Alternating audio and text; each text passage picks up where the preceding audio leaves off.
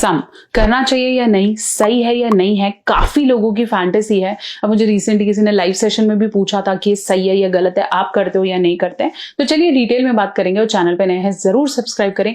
अगर आपने किया नहीं है लेकिन आप करना चाहते हो और कहीं ना कहीं आपकी फैंटेसी में है, या फिर आपने देखा है और आप डाउटफुल हो कि सही होता है क्या, अरे बहुत गलत होता है, सबके बारे में बात करूंगी। चैनल पे नए हैं सब्सक्राइब करो और वीडियो प्लीज अंत तक देखें, क्योंकि तभी आपको समझ में आएगा इंपॉर्टेंस जो मैं आपको समझाना चाह रही हूँ। तो जब हम थ्रीसम की बात करते हैं, ये एक ऐसा सेक्सुअल एक्टिविटी है जो कि आपके प्लेजर्स को 1 गुना 2 गुना नहीं 3 गुना बढ़ाती है, क्योंकि इसके अंदर 3 पार्टनर्स इन्वॉल्व होते हैं।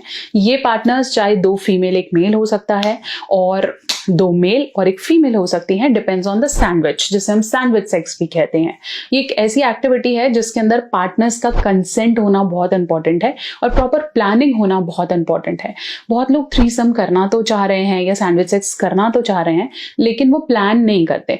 वो ये डिसाइड नहीं करते कि कौन इसमें से डोमिनेंट रहेगा, कौन रिसेसिव रहेगा, कौन दोनों के प्लेजर से रिलेट करेगा, जिसकी वजह से काफी सारी मिसमैचिंग होती है।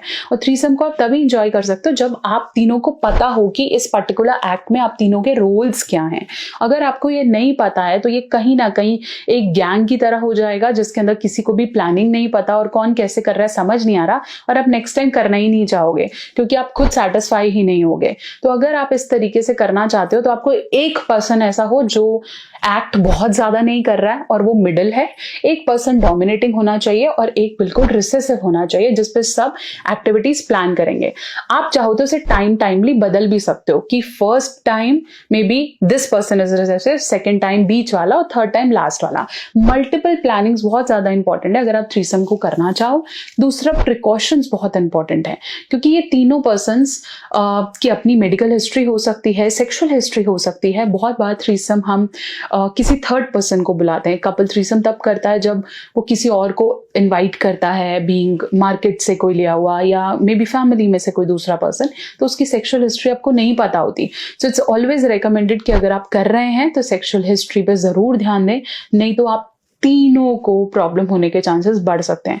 तो it's better to use lots of precautions अगर आप ऐसा कुछ कर रहे हैं। प्रेगनेंसी को तो अभी मैं साइड में रख रही हूँ, मैं यहाँ पे STI इन्फेक्शंस के बारे में बात कर रही हूँ। कंसेंट भी बहुत इंपॉर्टेंट है। कई लोग कंसेंट की बात ही नहीं करते, उनको लगता है पसंद तो आएगा ही, अच्छा तो लगता ही है। कंसेंट, प्रिकॉशंस एंड प्लानिंग तीनों का समावेश होगा, तभी आप ये 3 वाला सैंडविच सेक्स कर पाओगे।